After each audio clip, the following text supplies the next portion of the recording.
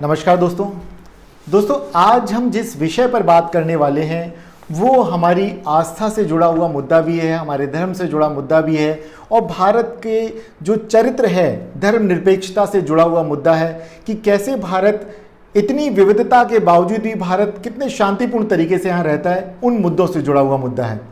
और क्योंकि चुनाव का समय है तो राइट हम ये मानेंगे कि इस वक्त इसकी संवेदनशीलता और भी ज़्यादा बढ़ जाती है। और मैं यहाँ पर अगर आपके सामने कुछ विश्लेषण रख रहा हूँ तो मैं यहाँ चाहूँगा कि एक शिक्षाविद को जो बातें कहनी चाहिए तटस्थ होकर मैं उन्हीं बातों पर रहूँगा। मेरी आस्था मेरी अपनी जगह है, बट मैं यहाँ किसी की भावनाओं को आहत करना मेरा उद्देश्य नहीं है। तो आज हम बात करने वाले हैं बाबा विश्वनाथ जी के मंदिर की, जो कि पुराने समय में बाबा विश्वनाथ का मंदिर था, बाद में चल के औरंगजेब के टाइम पे इस मंदिर को तोड़वा दिया गया और उसकी जगह एक मस्जिद कायम की गई, जो कि आप अपने सामने यहाँ देख रहे हैं।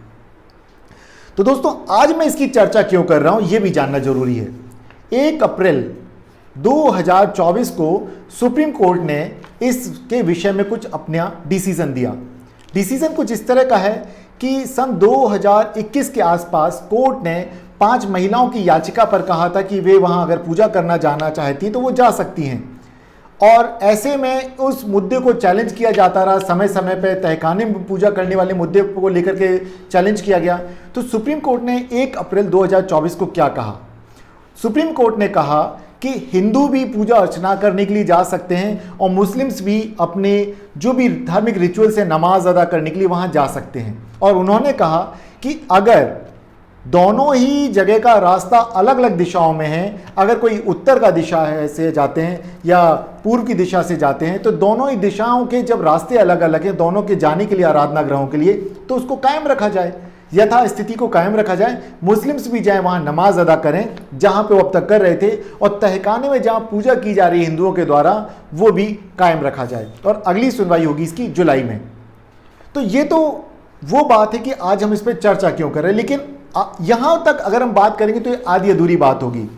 हमें जानना होगा इस मंदिर का इतिहास क्या है, तभी शायद हम अपनी तटस्थता को कायम रख पाएंगे और सही निर्णय तक पहुंच पाएंगे कि इसके लिए बेहतर क्या होगा, भारत के लिए बेहतर क्या होगा। तो चलिए हम पहुंच जाते हैं सीधे सीधे। सबसे पहले हम देखेंगे कि आखिर इस मंदिर का निर्माण कब किया गया। प्लीज, तो इस मंदिर का निर्माण किया जाता है अकबर से के बीच में, लेकिन अकबर से पहले जाता है इसका इतिहास। उज्जैनी के राजा विक्रमादित्य के समय में जाता है। आपने सिंहासन बत्तीसी की काफ़ी कहानियां सुनी होंगी अपने बचपन में और टीवी पे देखा भी होगा, अरुण गोविल ने उसका रोल प्ले किया है। तो उन्हीं राजा की बात कर रहे हैं जो उज्जैनी के राजा विक्रमादित्य थे। उज्जैनी के राजा विक्रमादित्य ने यहाँ पर मंदिर बनवाया था। अभी आप पूछेंगे कब की बात है, तो मैं ऐसे बता देता हूँ कि विक्रम संवत की स्थापना उज्जैनी के राजा ने करवाई थी, जो कि 57 BC की बात है। तो देखिए अंदाजा लगा लीजिए कि आज से कितने, लगभग 2500 साल पहले यहां पर राजा विक्रमादित्य ने मंदिर का निर्माण करवाया था, महादेव का मंदिर का निर्माण करवाया था। कालांतर में काफी वर्ष बीत गए, मंदिर जीर्ण शीर्ण अवस्था में आ गया, दोबारा से उसका निर्माण करवाने की आवश्यकता हुई। तो वो अकबर के समय में हुआ और अकबर के वित्त मंत्री थे राजा टोडरमल, इन्होंने इस मंदिर का निर्माण करवाया। तो राजा टोडरमल ने इस मंदिर का निर्माण करवाया। और अगर देखा जाए इसके बाद क्या होता है, तो राजा टोडरमल के बाद देखा जाए तो मंदिर वहां कायम था, लेकिन अकबर के बाद आता है जहांगीर और जहांगीर के बाद आता है शाहजहां, और धीरे धीरे पॉलिसी चेंज होती चली जा रही थी मुगलों की। अकबर के समय में हम जहां देखते थे कि धर्मनिरपेक्षता पे काफ़ी बल दिया जाता था, जहांगीर के समय में भी काफ़ी धर्मनिरपेक्ष शासन रहा, शाहजहां के समय में भी काफ़ी रहा। लेकिन औरंगजेब जब सत्ता में आता है तो वो अपने राजनीतिक जो भी उसके कारण रहे हों, क्योंकि वो भी अपने पिता को पदच्युत करके अपनी सत्ता उसने कायम की, काफ़ी ज़्यादा उसने रक्त बहाया, अपने भाइयों को मारा, कैद किया, और देन उसके पश्चात वो गद्दी पे बैठा था, तो उसे भी मुस्लिमों का समर्थन चाहिए था। तो उसने वो सारी नीतियां अपनाई जिससे कि मुसलमानों का उसको समर्थन मिल सके। तो उसने धर्मनिरपेक्षता की नीति को त्यागते हुए धार्मिक कट्टरता की नीति पर चला गया और कई जगह के उसने मंदिरों को तोड़वाया। तो वहीं पर इस मंदिर को भी तोड़वाया गया और ये मस्जिद कायम की गई। अब अगर हम देखें कि क्या ये मंदिर है, तो राइट, बिल्कुल ये मंदिर है। देखिए अगर हमें इसी को पीछे से देखा जाए तो अभी हमने पिछली जो फोटो देखी वो आगे से देखी तो ये मस्जिद के गुंबद दिख रहे हैं, लेकिन उस जगह पे पहले था हिंदू मंदिर, शैव मंदिर था, महादेव का मंदिर था, बाबा विश्वनाथ का मंदिर था। उसे 1669 में औरंगजेब ने इसको तोड़वा दिया और उसकी जगह पे ज्ञानवापी मस्जिद की स्थापना करवाई। अब आपके मन में एक जिज्ञासा आ रही होगी कि ज्ञानवापी का तात्पर्य क्या होता, तो ज्ञानवापी का तात्पर्य यूं समझिए कि ज्ञान का कुआं, ज्ञान का भंडार। चलिए इसको मैंने व्याख्या कर दी है, इस बात का भी ध्यान रखिएगा। देन जब ये मंदिर तोड़वा दिया जाता है तो बाद में चल के हम देखते हैं इस मंदिर का फिर से पुनर्निर्माण करवाया जाता है, और इस बार इंदौर होलकर घराने की जो महारानी थी अहिल्याबाई होलकर, उन्होंने इस मंदिर का पुनर्निर्माण करवाया। अब आप सोचेंगे कैसे करवाया, तो देखिए इस जगह पर करवाया जहां पर मस्जिद कायम थी, मंदिर को तोड़ के मस्जिद बनाई गई, इस जगह पे नहीं, उसके जस्ट बगल में, जो कि वर्तमान में आज हम जाते हैं वाराणसी में जो कॉरिडोर बनाया है, जैसे एक उज्जैन का कॉरिडोर उस तरह से, तो ये बाबा विश्वनाथ का मंदिर है। इस मंदिर का निर्माण करवाया था इंदौर होलकर घराने की रानी अहिल्याबाई होलकर ने, और इसके ये देखिए कि आप जो शिखर देखेंगे सुनहरा सा जो दिख रहा है, इस पर सोने का पत्थर भी चढ़वाया था अहिल्याबाई होलकर ने। तो ये इस मंदिर से संबंधित कुछ कहानी थी। अब सवाल आता है कि इतने साल पुराना जो विवाद है, आखिर ये अचानक से सुर्खियों में क्यों आ गया, तो इसे जान लीजिए कि यहाँ पर जो भी स्थितियां रही लगभग अगर देखा जाए तो 1991 तक तो यहाँ पे स्थितियां नहीं बदली थी, क्योंकि उससे पहले तो अयोध्या को लेकर के लगातार आंदोलन चलाया जा रहा था कि बाबरी मस्जिद को लेकर के। उसके पश्चात फिर यहाँ पे 1992-93 से फिर यहाँ पे चीज़ें बदलनी शुरू हो जाती हैं। यहाँ पर ताला खुलवाया जाता है जिला कलेक्टर के द्वारा, और फिर यहाँ पूजा अर्चना यहाँ पर भी प्रारंभ कर दी जाती है। और ऐसे में यहाँ पर मुस्लिम पक्ष भी न्यायालय में जाता है, और न्यायालय में वो कहता है कि ये मस्जिद है, इसमें पूजा अर्चना की परमिशन ना दी जाए। लेकिन अगर देखा जाए तो ये सभी को पता था, और ये बिल्कुल ज्ञात तथ्य है कि एक मंदिर था, तो यहाँ पर मंदिर खुलने के बाद यहाँ पूजा अर्चना भी चली और मस्जिद में जो रिचुअल्स होते वो भी। लेकिन यहाँ पर 1993 के दौरान ही फिर यहाँ पर रोक लगा दी जाती है इस, और उस पर तब से लेके लगातार यहाँ पर किसी भी तरह का कोई विवाद नहीं होता है। लेकिन 2021 में 5 महिलाएं जाती हैं कोर्ट में, और वे कहती हैं कि उन्हें पूजा अर्चना करने की अनुमति दी जाए। श्रृंगार गौरी की पूजा अर्चना के लिए उन्हें इस जो इमारत है, जो कि आज मस्जिद के तौर पर है, इसमें उन्हें अनुमति दी जाए।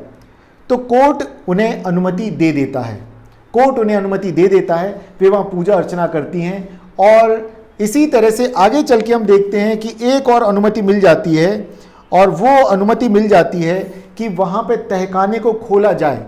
व्यास परिवार का जो उस पर जिन्होंने तहखाना खुलवाया था, उसका ताला, एक ताला जिला कलेक्टर ने खुलवाया था और एक व्यास परिवार ने खुलवाया था, उन्होंने पूजा अर्चना वहाँ शुरू करवाई थी। तो उन्होंने भी कहा कि यहाँ पर पूजा अर्चना की जाए।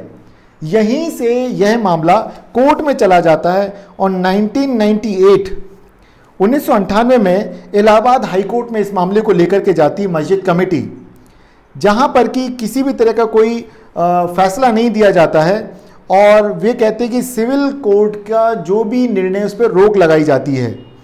लेकिन 2019 में स्वयंभू ज्योतिर्लिंग भगवान विश्वनाथ की ओर से पुनः शंकर रस्तोगी वाराणसी की जिला अदालत में मांग करते हैं कि वहाँ पर आर्कियोलॉजिकल सर्वे का वहाँ से सर्वेक्षण कराया जाए, पूरा सर्वे कराया जाए, और पूरे मस्जिद परिसर का, ज्ञानवापी परिसर का सर्वे कराया जाए, और देखा जाए कि वास्तविक तथ्य क्या हैं और वे किस तरह के तथ्य में मंदिर को सिद्ध करते हैं या मस्जिद को सिद्ध करते हैं।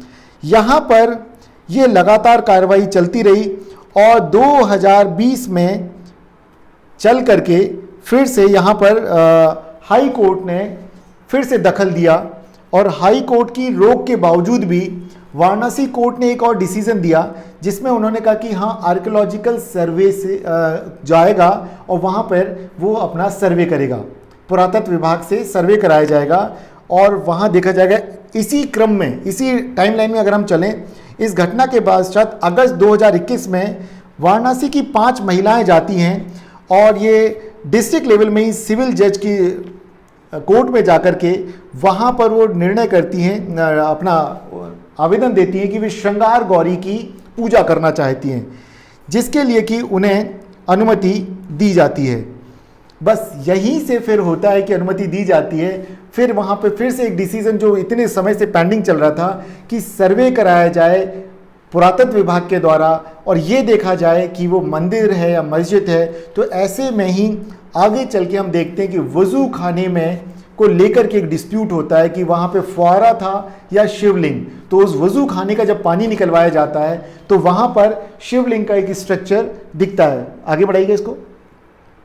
शिवलिंग का एक स्ट्रक्चर दिखता है, तो वहाँ पर माना जाता है कि यहाँ पर शिवलिंग रहा होगा। और इस तरह के और भी कई आर्कियोलॉजिकल फैक्ट्स हैं। ये देखिए जो यहाँ पे मूर्तियाँ दिख रही हैं, आपको शिवलिंग की आकृतियाँ दिख रही हैं, ये सारी की सारी आर्कियोलॉजिकल सर्वे जब हुआ उसमें पता चला, जिससे कि साफ पता चलता है कि यहाँ पर मंदिर को तोड़ करके मस्जिद बनाई गई। तो इस तरह की कहानी लगातार इसकी एक है, जिसमें कि मुस्लिम पक्ष डिमांड करता है कि इस पर हिंदुओं को पूजा करने की अनुमति ना दी जाए। और हिंदू परिवार की जो मांग है बहुत ही क्लियर मांग है। वे क्या मांग है उनकी? देखिए, हिंदुओं की 3 बड़ी मांगे हैं। वे कहते हैं कि पूरे का पूरा ज्ञानवापी परिसर को काशी मंदिर का हिस्सा घोषित किया जाए।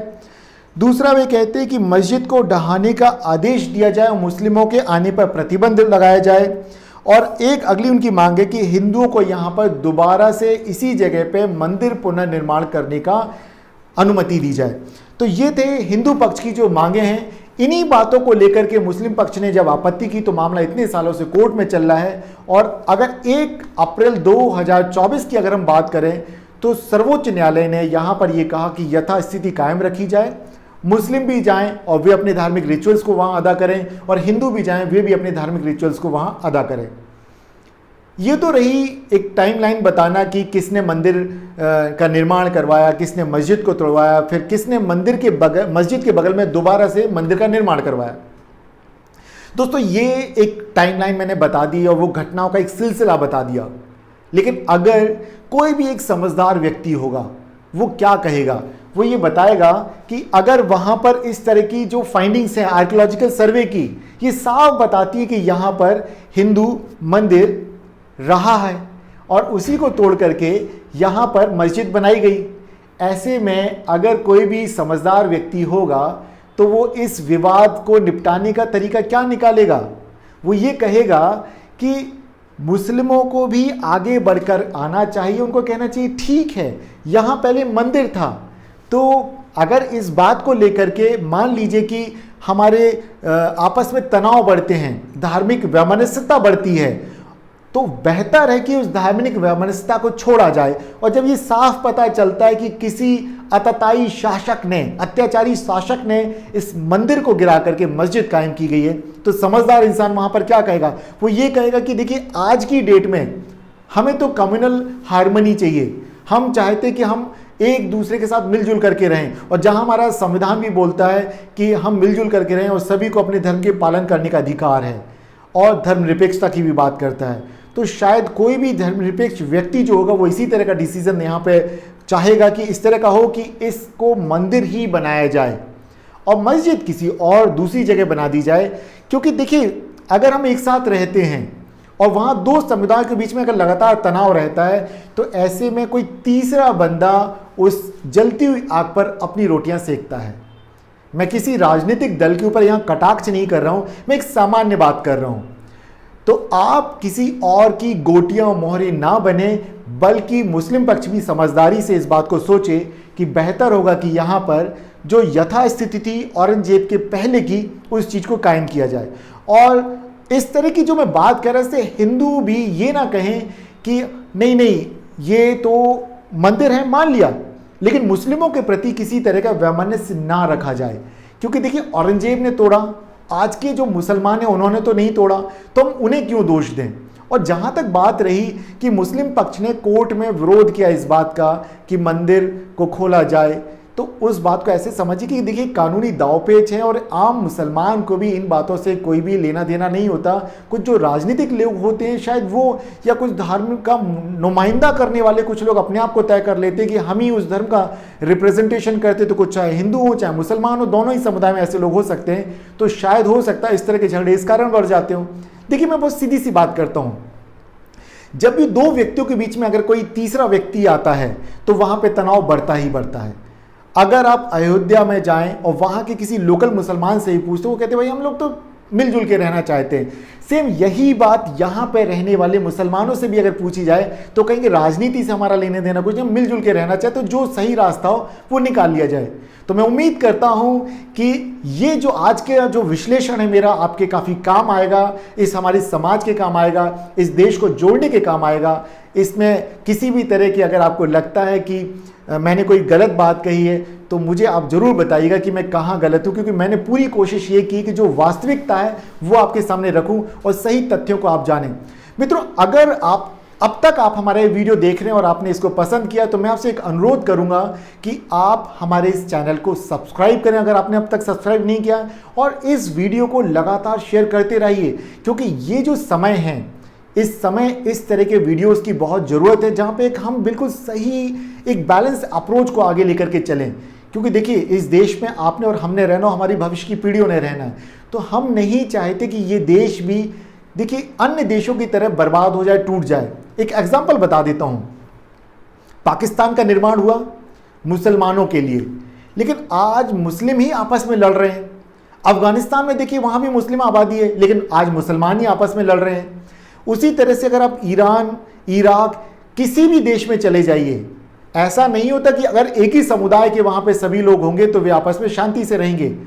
आपस में विवाद हर जगह हो जाते हैं, और इत्तेफाक से भारत में हिंदुओं की संख्या अगर ज़्यादा है तो मुसलमान भी पूरी दुनिया में कि कई मुसलमान राष्ट्रों से ज़्यादा मुस्लिम भारत में रहते हैं। और बंटवारे के समय में भी कई सारे मुसलमान यहाँ इसलिए रहे क्योंकि उन्होंने स्वीकार किया था कि शायद वो इस मुल्क में रहना उनके लिए बेहतर होगा।